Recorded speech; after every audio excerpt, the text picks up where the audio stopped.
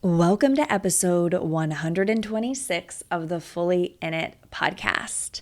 It has been a little bit since I've recorded one of these. I think the last one that I did was about 2 weeks ago.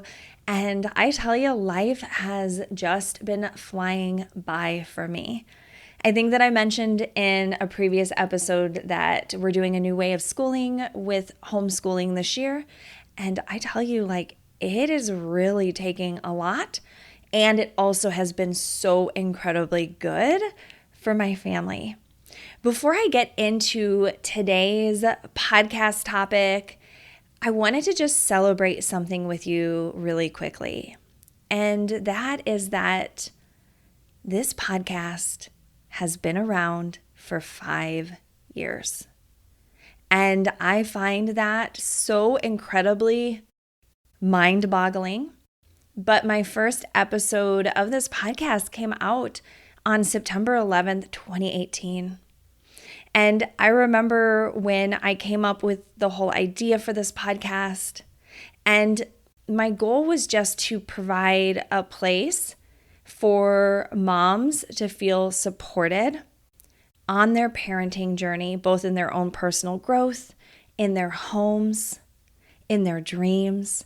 And I would say that this podcast has been very successful in creating that. It makes me so happy to hear from so many of you how this podcast has been such a support to you over the last 5 years, how you've binge listened to all of the episodes, that it's encouraged you and it's motivated you, and it's just been a part of your life. And so if you haven't heard this from me recently, let me just say to you, thank you so much for being here. Thank you for choosing this podcast to be on your regular playlist.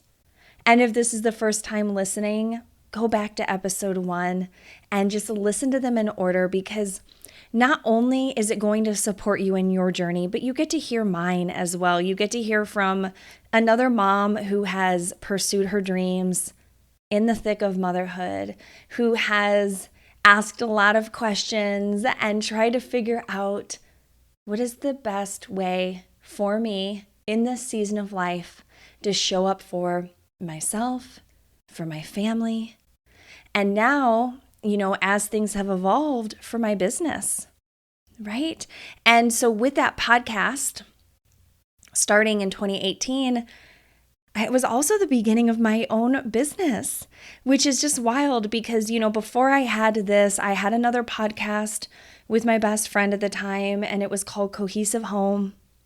And that was from 2015 to 2018. And now, this is a whole lot of years later, I sit from this vantage point and I look at everything that has come about, and it gives me so much gratitude to be here. So enough about that. I wanted to share that moment with you, and let's go ahead and get into today's topic, because this is one that just hit me out of nowhere, and I was like, ooh, is that good? We need to talk about this. And I think once you listen to this episode, it is going to speak to you as well, and you're going to totally know why I wanted to talk on this topic.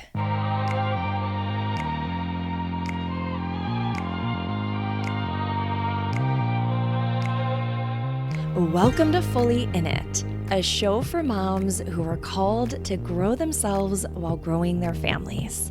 Join me, Kate Saffel, a life and a business coach for moms, a homeschooling mama of 3, and a woman on a quest to show that our lives become even more meaningful when we remember why we are here and what truly matters most. This show is about going fully in it for you and the people you love by showing up powerfully in motherhood, entrepreneurship, in your home life, and for your family vision. Join me for weekly episodes that will inspire you to live intentionally and by your values, to slow down and truly be present to your family life, to make decisions that grow a profitable business without sacrificing anything in the process, and to become the kind of mom and woman you know you're meant to be in this lifetime. So I was thinking about one of the top things that I coach on and have coached on regularly for the last 5 years. And that is the emotion of disappointment that so many of you moms experience. And it shows up in so many different ways, and it could be disappointment with other people. It could be disappointment with yourself. And it could be disappointment with your life circumstances. But I want you to ask yourself right now, can you think of the last time you felt disappointed? I bet anything it was in the last week. I know for me it was. And so I was kind of asking myself, why are we so disappointed? And another way of looking at disappointment is that it's an expectation unmet. There was something that you thought was going to be a certain way, and that it wasn't. And it could have been that there was a person in your life that let you down.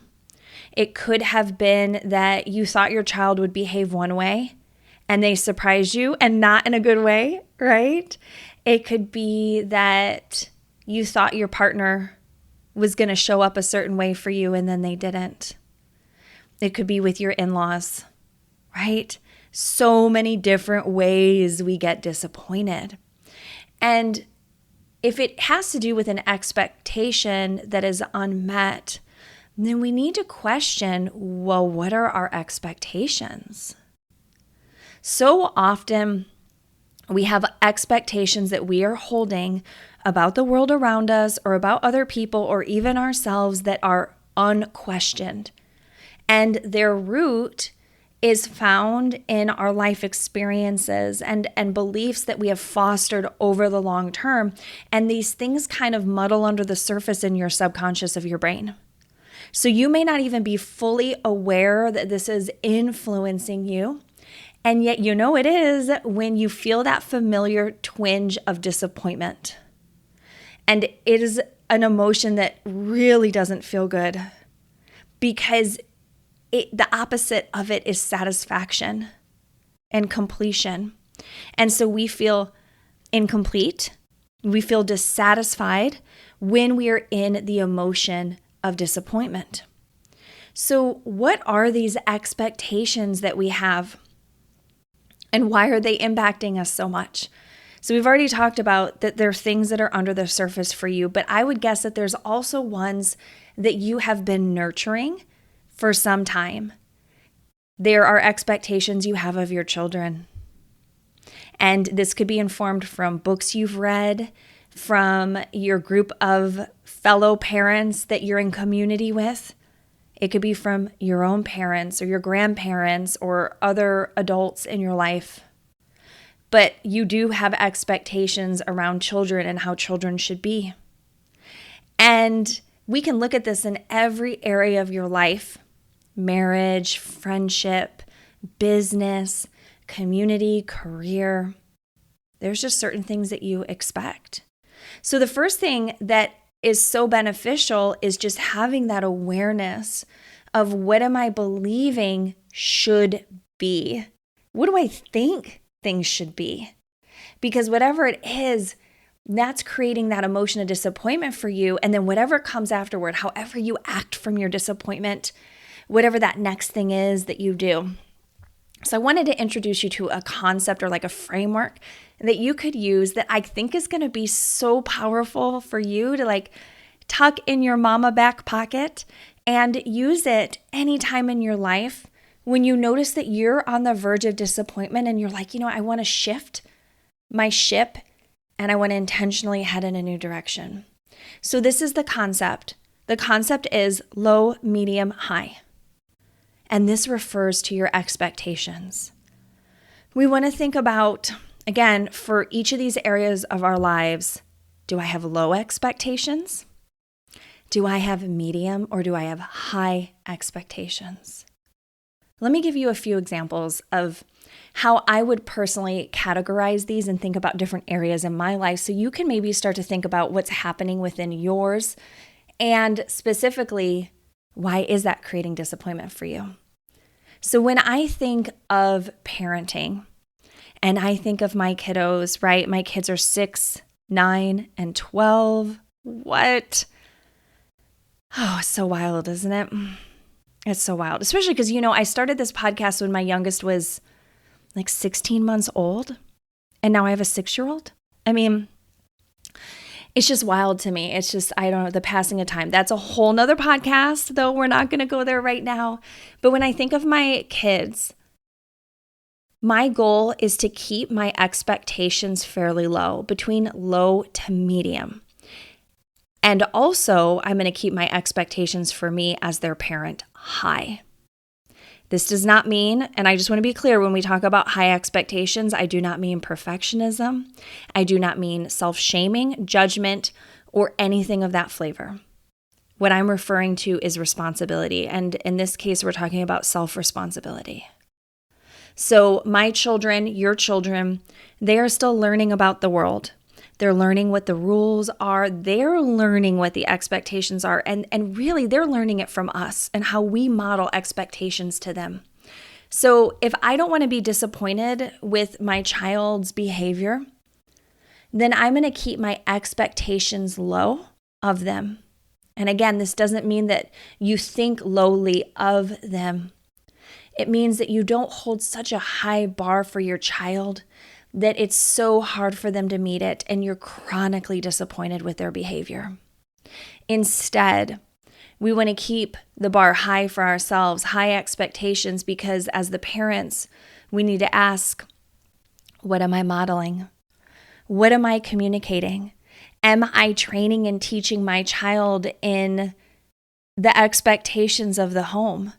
For example, if their room is messy over and over and over again and you're disappointed, you're frustrated, you're maybe even feeling a little resentful, it's because you have a belief or an expectation that they should be able to keep their room cleaner. But who teaches them to clean their room? It's us, right? It's us as the parents. So who should I really be disappointed with is myself. And again, it was like I said, no self-shaming, but it's having awareness of like, where does the responsibility lie? My 6-year-old wasn't born with a manual on how to clean his room. My 6-year-old will climb on top of a table at a restaurant because he wants to see something outside the window and he doesn't have the awareness yet that there's rules about standing on tables at restaurants. It's my job to help keep him safe and to communicate those boundaries. So that's just one example of low expectations, high expectations. When it comes to my husband, I have medium expectations. And again, this is because there were so many years of my marriage where I had high expectations of him. It was like I read so many romance novels or watched too many Hallmark movies, and I just thought that there was a certain way that he should behave. And really what I wanted was just like a male version of me. Do you know what I mean? Like, I wanted someone who was like the type A kind of person who gets stuff done and always reads my mind and is just around every corner with a bouquet of flowers. I mean, he does bring me home flowers pretty often. So he's like got that on lockdown. But you know what I'm saying? Again, it was total fodder for disappointment for a lot of those years because my expectations were so insanely high for him, he couldn't meet them. And while we're on this, we're just talking about relationship dynamics. Have you ever noticed if someone feels like they can't meet your expectations, they quit trying? It's the same thing with your kids or your partner or maybe any other relationship that you have where you have either subtly or very openly communicated your high expectations and they just feel like they can never meet them. The bar is so high, they don't even want to try. So we get to have awareness of what we are expecting of our partners. And something I've been trying on is high responsibility in my marriage as well, or high expectations for myself. So am I being the kind of partner that I would want to have? Am I being a good listener? Am I anticipating his needs? Am I surprising him by doing special things for him? Am I loving him even when I am frustrated with him? And am I giving him the benefit of the doubt when he does something that I perceive as wrong, but I don't know because I don't have all the information yet? High expectations in marriage means that you are willing to put the other person first. And that's a really tough concept, especially in our society that's very me first. Like it's all about me. It's about my needs, my feelings. You should do things for me. In marriage, when we flip that and we think from a place of like service and love and like, what would I want? And I'm going to offer that to you. It actually helps to strengthen the relationship because the other person feels so seen and they feel so heard and taken care of that you know what happens next? They want to return the favor, right? They're now eager to take care of you back because they feel that from you. And I'm not a marriage coach, obviously, but this comes up so much. It has over the last 5 years because many, but not all of my clients are married or in a relationship. And, when you've been in a relationship with another person for a while, there's apt to be some disappointment and some frustrations. So this is an area where we get to build that awareness again of, do I have low, medium, or high expectations? Another area that I want to point out is your home. What is your expectation for your home? I have talked to enough mamas to know that sometimes your expectation is so high that you can't get anything else done because as soon as your house is messy, you feel so stressed. You can't work on your business until you clean things up. You can't think about setting the mess aside to go play at the playground when it's a beautiful day. This means that your expectations for your home are too high for your season of life, and it's creating disappointment and discomfort for you. On the flip side, are your expectations for your home so low that you can't ever get it clean, that it is always chaotic and messy and there's no routine or rhythm within your home and nobody ever knows what to expect from day to day? And this could be because maybe you were in a season of motherhood where you truly were in survival mode and that was necessary. But you've since moved out of that, but your expectations haven't moved up to match your current season of motherhood. And so in this case, it's adjusting it and setting in some new habits, some new expectations for how you want to run your home. But we just always want to have that awareness around, what are you believing about really all of these areas of your life? The final thing I want to just talk about is your expectations for you. And you can take these any way you want because we have expectations on our appearance. We have expectations on how we show up to our business or career. We have expectation for ourselves as mothers. And I just want to acknowledge that a lot of times these expectations can be suffocating. They can be defeating. They can create a lot of noise because you're looking outward to ascertain like what should be my expectations for myself instead of looking inward and asking yourself, well, what do I want for me? How do I want to think about me? How do I want to set my expectations for how I am going to show up in my life? And if you haven't noticed the theme of this episode already, for me personally, it has a lot to do with self-responsibility. And I am not perfect. I'm learning and growing so much. I'm always continually finding ways that I need to grow past my own limitations. But a big flavor of mine is personal responsibility. Because the truth is that we can't control someone else's behavior. The only thing we can control is ourselves and how we show up to relationships, to our home, and to our business. So am I showing up as the fullest expression of me? Am I showing up as the woman I am capable of being? And this is not always comfortable. I don't always want to get up at 5 or 6 a.m. and put in the time in my business, but I have high expectations for myself when it comes to leading my business. I don't always want to slow down and, set aside the mess so that I can just sit and read books with my kiddos for an hour, right? Sometimes I don't want to be bothered when I'm moving and I'm busy, but I remember, how do I want to be as a mother? This stuff isn't easy. If you're listening to this podcast, it's because you are the type of person who truly cares about who she is being and the legacy she's creating in her lifetime. And so I just want to honor you for being here today, for listening to this episode. Be kind to yourself. We can't change everything in a day, but we can start building awareness around the areas that we do need to change and we need to grow.